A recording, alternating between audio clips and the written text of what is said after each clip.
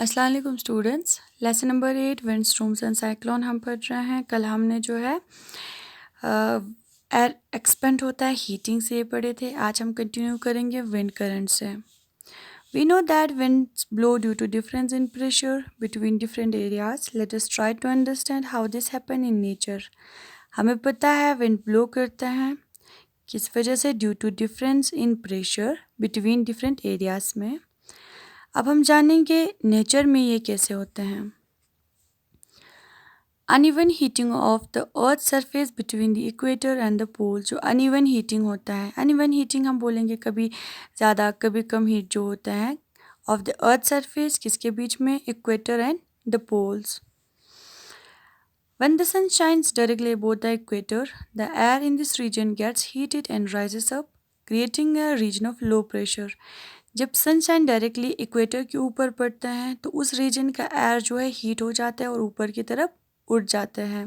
तो उस रीजन में जो है एयर प्रेशर क्या होता है, लो हो जाता है। This makes the cool air from the surrounding reason on other side of the equator move toward this low pressure area. तो उस सराउंडिंग रीजन में जो एयर है वो कूल होता है, ठीक है, और इक्वेटर के अदर साइड पे जो होता है वो मूव करते हैं कहाँ पे, लो प्रेशर एरिया में। सिमिलरली इसी तरह at the poles the air is very cold and sink close to the surface creating a high pressure area.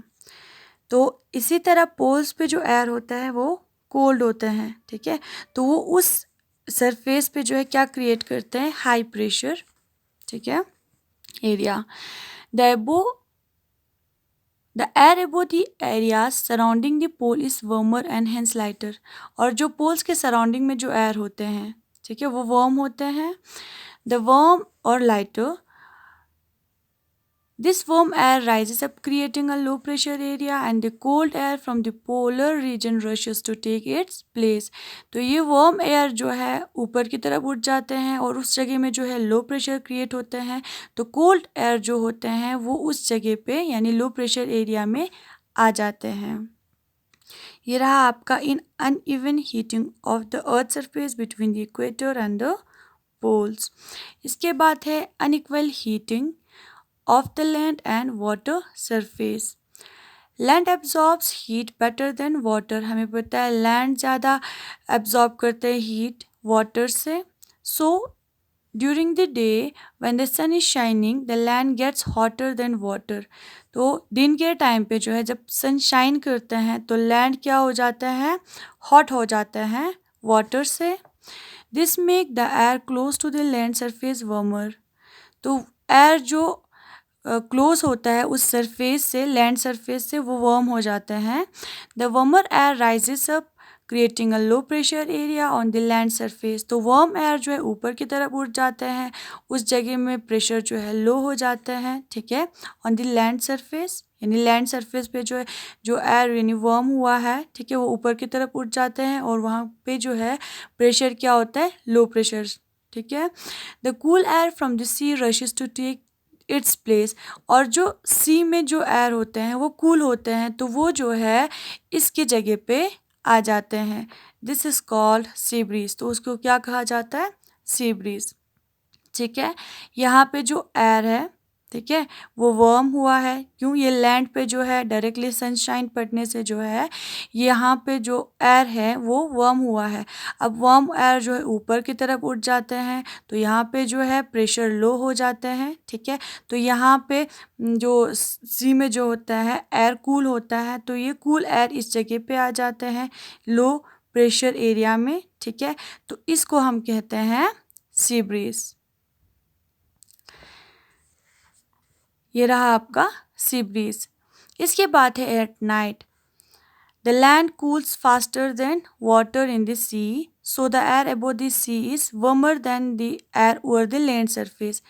रात के टाइम पे लैंड पे जो एयर होता है वो कूल होता है और then water in the sea, ठीक है, so the air above the sea is warmer. तो सी के ऊपर जो एयर होता है वो वार्म होता है, then the air over the land surface यानी सरफेस पे जो एयर होता है वो कूल होता है और सी पे लैंड सरफेस पे जो एयर होता है वो कूल होते हैं और जो सी के ऊपर जो एयर होते हैं वो वार्म होते हैं।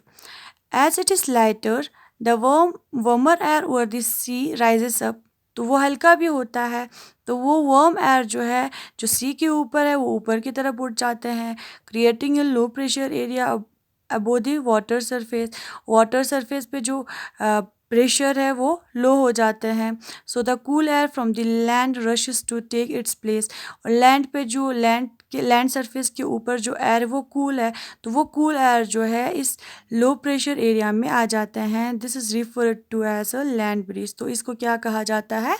Land breeze. ठीक है, एक है सी ब्रीज, दूसरा है लैंड ब्रीज। सी ब्रीज पे यानी लैंड जो है ज़्यादा हीट एब्जॉर्ब करते हैं, ठीक है, वाटर से, तो दिन के टाइम पे जब सनशाइन होता है लैंड जो है हॉट हो जाता है वाटर से, ठीक है, तो उस जगह में जो यानी लैंड सरफेस के क्लोज जो एयर होता है वो वार्म हो जाता है, वार्म एयर ऊपर की तरफ उठ जाते हैं, उस जगह में प्रेशर लो हो जाते हैं, और जो कूल एयर है सी पे, ठीक है, तो वो क्या होता है, वो वार्म एयर जो है उस लो प्रेशर एरिया में आ जाते हैं, तो उसको हमने कहा सी ब्रीज। इसी तरह रात के टाइम पे जो है लैंड के ऊपर जो land cools faster than water, land जो है कूल हो जाता है, कूल होता है किससे? वाटर से, ठीक है, water in the sea. So air जो सी के ऊपर होता है वो वार्म हो जाता है, ठीक है, और वो लाइटर भी होता है, तो वो वार्म एयर जो है जो ओवर द सी है वो राइजेस अप हो जाता है, वहाँ पे जो है प्रेशर लो हो जाते हैं, ठीक है, यानी वाटर सरफेस पे जो एयर प्रेशर है वो लो हो जाता है, तो जो लैंड सरफेस पे कूल एयर है वो इस जगह पे यानी लो प्रेशर एरिया में आ जाते हैं, इसको हम कहते हैं लैंड ब्रीज। कल हम जो है यहाँ से कंटिन्यू करेंगे। Thank you.